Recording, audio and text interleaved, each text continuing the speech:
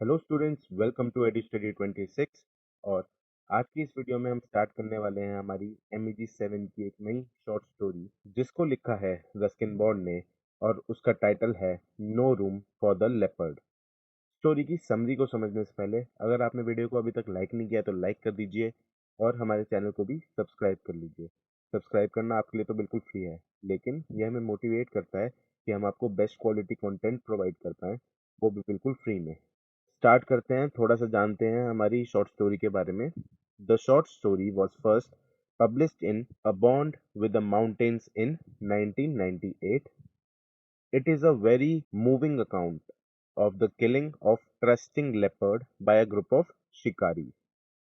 ये जो short story है वो पब्लिश हुई थी एक बुक में जिसका नाम है a bond with the mountains, जो कि पब्लिश हुई थी 1998 में।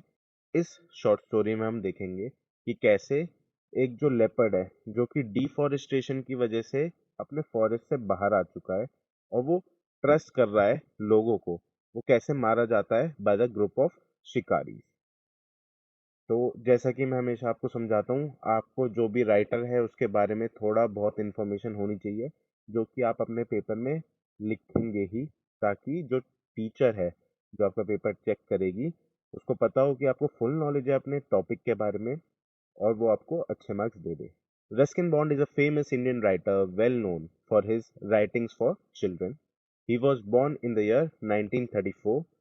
Bond has authored more than 500 short stories, essays, and novels, which include 69 books for children. इनके कुछ फेमस वर्क्स हैं Delhi is not far, strangers in the night और महारानी। इनकी कुछ अचीवमेंट्स और अवार्ड्स हैं साहित्य academy award, Padmashri and Padma Bhushan. हमारे मेन कैरेक्टर्स देख लेते हैं। मेन कैरेक्टर्स में हमारा प्रोटैगनिस्ट है।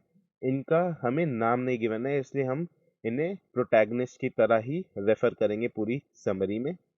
फिर जो लेपर्ड है वो है, और द ग्रुप ऑफ शिकारीज। इसके अलावा भी बहुत सारे एनिमल्स हैं स्टोरी में, बट उनका कोई सिग्निफिकेंट रोल नहीं है, इसलिए उन्हें मैंने कैरेक्टर्स में ऐड नहीं किया है। तो इंट्रोडक्शन देख लेते हैं हमारी स्टोरी का। No room for a leopard by Ruskin Bond is a short story that explores the relationship between humans and animals. This tale is set in the Missouri forest during a period of declining forest cover and an increase in the number of hunters. ठीक है, तो जो ये हमारी short story है वो क्या दिखाती है, ह्यूमंस और एनिमल्स का रिलेशन। प्लस ये किस टाइम पे सेट है, ये वो टाइम पीरियड है जब जो डिफॉरेस्टेशन थी वो अपने पीक पे थी और जो हंटर्स थे वो बहुत ज़्यादा पावरफुल हो रहे थे। हालांकि इंडिया में उस टाइम भी हंटिंग जो थी वो बैन थी, लेकिन जो हंटर्स थे वो ऐसे कॉन्टैक्ट लगाते थे अपने, वो ऐसे ही एक्ट करते थे जिससे किसी को पता भी नहीं चलता था और वो हंटिंग भी कर लेते थे। अब हमारी स्टोरी कहाँ से स्टार्ट होती है? हमारी स्टोरी स्टार्ट होती है प्रोटैगनिस्ट जब हमें बताता है कि वो कैसे अपने कॉटेज से निकला और उसने फॉरेस्ट को एक्सप्लोर किया। तो इसको देख लेते हैं एक बार अच्छे से। Protagonist often takes walk near a stream not far from his cottage. As he walks, the trail disappears into the forest and he comes across a stream that flows down a deep ravine, making a gentle bubbling sound. Only a shadow can be seen below the ravine. Protagonist is a frequent walker on this path, and the birds, monkeys, and other herbivores recognize his scent. They know he is not a hunter. पहले दो point से हमें क्या पता चलता है कि जो प्रोटैगनिस्ट है वो मसूरी में रहता है, और जो उसका कॉटेज है उसके पास ना एक फॉरेस्ट है जहाँ पे बहुत सारे एनिमल्स अब आने लगे हैं। वो क्यों आने लगे हैं? Because of deforestation. जहाँ पे पहले ये एनिमल्स रहते थे वहाँ पे अब शायद डिफॉरेस्टेशन हो रही है, इसलिए ये एनिमल्स निकल के दूसरी जगहों पे आ रहे हैं। अब क्योंकि प्रोटैगनिस्ट जो है वो यहाँ पे डेली जाता था, जो कि फॉरेस्ट एरिया है, जो पाथ है वहाँ पे डेली जाता था, तो एनिमल्स उससे डरते नहीं थे, बल्कि वो उसकी जो प्रेजेंस है उसको एक्सेप्ट कर रहे थे, क्योंकि उन्हें पता चल गया था कि जो हमारा प्रोटैगनिस्ट है वो एक हंटर नहीं है।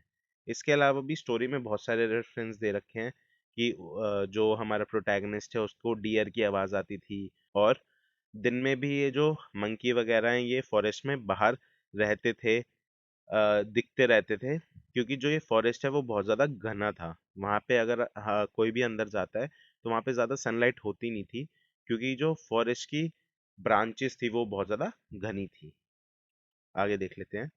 Further, one day when he started climbing the hill, the grunting and chattering increases, as if the langurs were trying to warn him of some hidden danger. Suddenly, a shower of pebbles came tumbling down the steep hillside. He looked up and saw a orange gold leopard perched on a rock about 20 feet above him. अब हमें क्या पता चलता है, जब एक दिन हमारा जो प्रोटैगनिस्ट है वो हिल चढ़ रहा होता है, तो उसे पीछे से बहुत सारे लंगूर्स की जो है आवाज आने लगती है, और वो आसपास देखता है तो उसे समझ आता है कि उसके 20 फीट ऊपर एक लेपर्ड बैठा है। अब वो लेपर्ड उसकी तरफ नहीं देख रहा होता है, लेकिन जो लेपर्ड है उसको प्रोटैगनिस्ट की प्रेजेंस समझ आ जाती है। और लंगूर क्यों शोर मचा रहे हैं? लंगूर उसे वार्न कर रहे हैं कि शायद आगे खतरा है। It seemed slightly puzzled by his presence. To gather his courage, he clapped his hands loudly, causing the leopard to swiftly disappear into the thickets without making a sound. They have crossed paths multiple times, and the leopard, like other animals, senses that protagonist means no harm. It trusts him. अब यहाँ पे हमें क्या पता चला कि protagonist उस time तो घबरा गया था जब उसने पहली बार लेपर्ड को अपने ऊपर देखा था, 20 फीट ऊपर। लेकिन उसने हिम्मत करके बहुत सारी तेज तेज क्लैप बजाई, जिसकी वजह से जो लेपर्ड है वो वहां से उठा और स्विफ्टली बुशेस में जाके छुप गया।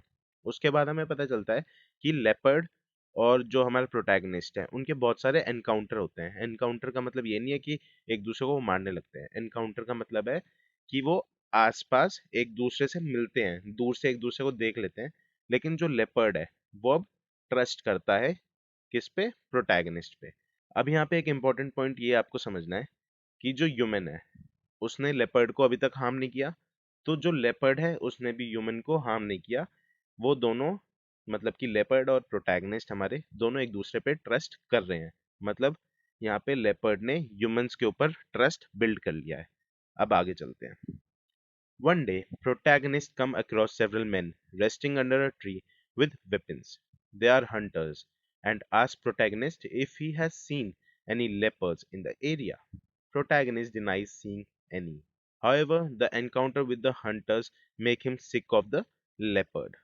Despite the ban on exporting leopard skins, they hunted at way to bypass the restrictions. The shikaris had seen the deer carcass and the leopard's footprints, so they kept returning to the forest. Days pass and protagonist does not see the leopard again. अब यहाँ पे एक दिन क्या होता है कि जब प्रोटैगनिस्ट वहां से गुजर रहा होता है तो उसे एक ग्रुप ऑफ हंटर्स मिलते हैं। अब वो ग्रुप ऑफ हंटर्स उससे पूछते हैं कि क्या यहाँ पे आपने आसपास लेपर्ड को देखा है? तो जो हमारा प्रोटैगनिस्ट है वो कहता है नहीं, मैंने तो आज तक यहाँ पे कभी भी लेपर्ड है उसे नहीं देखा है। अब यहाँ पे प्रोटैगनिस्ट ने ऐसा उन्हें क्यों बोला है? क्योंकि प्रोटैगनिस्ट नहीं चाहता कि जो हंटर्स हैं वो लेपर्ड को मार दें। अब यहाँ पे आप देख रहे हो कि कैसे जो हमारा प्रोटैगनिस्ट है वो ट्राई कर रहा है कि वो लेपर्ड को बचा ले। हालांकि जो ये शिकारी हैं उन्होंने डियर का जो आधा पड़ा हुआ शरीर था वो देख लिया था, प्लस लेपर्ड के फुटप्रिंट्स भी देखे थे। इसलिए वो वहां से नहीं जाते हैं और लगातार कई दिनों तक फॉरेस्ट में गन फायर करते रहते हैं ताकि वो लेपर्ड को पकड़ ले। हालांकि वो अभी तक लेपर्ड को नहीं पकड़ पाए हैं। बहुत सारे दिन गुजरते हैं और प्रोटैगनिस्ट उसके बाद लेपर्ड को कभी भी नहीं देखता। मतलब वो वहीं से जाता है, उसी पाथ से जाता है, हमेशा उसी पाथ से गुजरता है जहां से पहले जाता था, लेकिन अब उसे लेपर्ड, इवन एनिमल्स भी बहुत कम दिखते हैं because of hunters. One day he goes to a calm and quiet hill, but he feels a sense of unease and fear. His attention is drawn to a dark cave, and he senses that the leopard is inside. He silently returns home. The next day, while on a walk, protagonist hears jubilant noises coming from the group of men. When he sees them, he freezes in disbelief. The same leopard's lifeless body is hanging from a bamboo pole. The man celebrates there victory. और first point में हम क्या देखते हैं कि हमारा जो protagonist है वो एक हिल को क्लाइम करता है, लेकिन जैसे वो वहां पे चढ़ता है उसे ना थोड़ा अनईजी लगता है। तो वहां पे जो डार्क केव होती है वो उसके अंदर झांक के देखता है, तो उसे लेपर्ड की प्रेजेंस पता चलती है कि वहां पे लेपर्ड है। तो वो अपने घर पे रिटर्न हो जाता है उसे ज्यादा डिस्टर्ब किए बिना। अब मेन यहाँ पे शिफ्ट पॉइंट कब आता है कि अगले दिन जो प्रोटैगनिस्ट है वो अपने घर से बाहर निकलता है कुछ आवाजें सुन के। वो बाहर जाते हैं तो वहां पे ड्रम्स पीटे जा रहे होते हैं और लोग सेलिब्रेट कर रहे होते हैं। वो लोग कौन होते हैं? हंटर्स होते हैं जो कि सेलिब्रेट कर रहे हैं क्या? कि उन्होंने लेपर्ड को मार दिया है। वो लेपर्ड को मार के एक बैंबू स्टिक पे टांग देते हैं और अपनी विक्ट्री को सेलिब्रेट करते हैं। One of the hunters says, "We told you there was a leopard in the jungle." This tragic event reminds protagonist of extract from D.H. Lawrence's poem, "There was no room in the world for the mountain lion and me."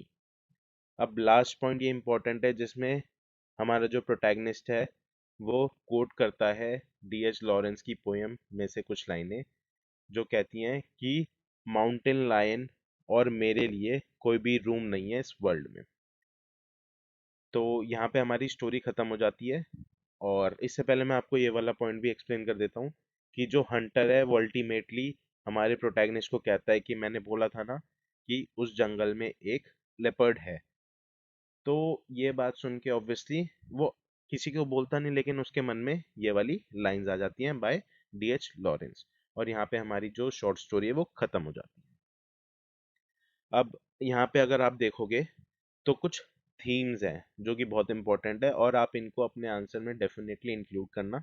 और आप अगर इन points को include करोगे तो आपका answer बहुत अच्छे से फ्रेम होगा। सबसे पहला डिफॉरेस्टेशन।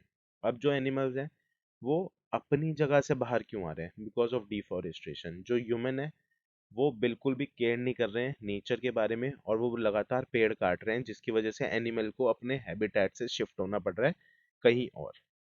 Second, hunting. अब मैंने आपको स्टार्टिंग में बताया था ये उस पीरियड की कहानी है जिस टाइम हंटिंग बहुत ज़्यादा बढ़ गई थी। जो हंटर्स हैं वो बिल्कुल भी जो लॉ है उसे फॉलो नहीं कर रहे थे और बहुत मुश्किल हो रहा था जो ऑफिसर्स हैं फॉरेस्ट के या जो बाकी लोग हैं अपने फॉरेस्ट को बचाना और वाइल्ड लाइफ को बचाना। नेक्स्ट है यहाँ पे आइडियोलॉजी, चाइल्ड वर्सेस एडल्ट की। हम थिंकिंग देखेंगे। Child love nature. अब आपने देखा जो हमारे प्रोटैगनिस्ट थे वो नेचर के साथ थे और नेचर उनके साथ था। कोई भी मंकी, लंगूर या इवन लेपर्ड ने उनके ऊपर हमला नहीं किया था। इवन वहाँ पे पोलर बियर के भी वहाँ पे हमें फुटप्रिंट्स दिखे थे, लेकिन किसी पोलर बियर ने कोई भी रेफरेंस नहीं गिवन है कि उस किसी भी एनिमल ने हमला किया था प्रोटैगनिस्ट पे। लेकिन जब हम एडल्ट की बात करें, हम शिकारीज की बात करें, वो हमेशा एक्सप्लॉइट करते हैं हमारी नेचुरल रिसोर्सेज को, हमारे को एग्जिस्टिंग बींग्स को अपने सेल्फ बेनिफिट के लिए। वो क्यों लेपर्ड को मारना चाहते हैं? क्योंकि लेपर्ड की स्किन बहुत महंगी बिकती है दिल्ली में। तो आप देख सकते हैं कि कितनी कॉन्ट्रडिक्शन है between the thinking of child and adult. तो ये थी हमारी summary of the short story no room for the leopard by Ruskin Bond. अगर आपको कोई भी डाउट हो तो आप इसी ईमेल आईडी पे अपना डाउट भेज सकते हैं। मैं ट्राई करूंगा कि मैं आपको रिप्लाई कर दूं। कमेंट सेक्शन आपके लिए खुला है, वहां जाके आप फ्रीली कोई भी डाउट हो तो पूछ सकते हैं। इसके अलावा अगर आपने वीडियो को अभी तक लाइक नहीं किया है तो लाइक कर दीजिए और चैनल को भी सब्सक्राइब कर दीजिए। Thank you so much for watching this video.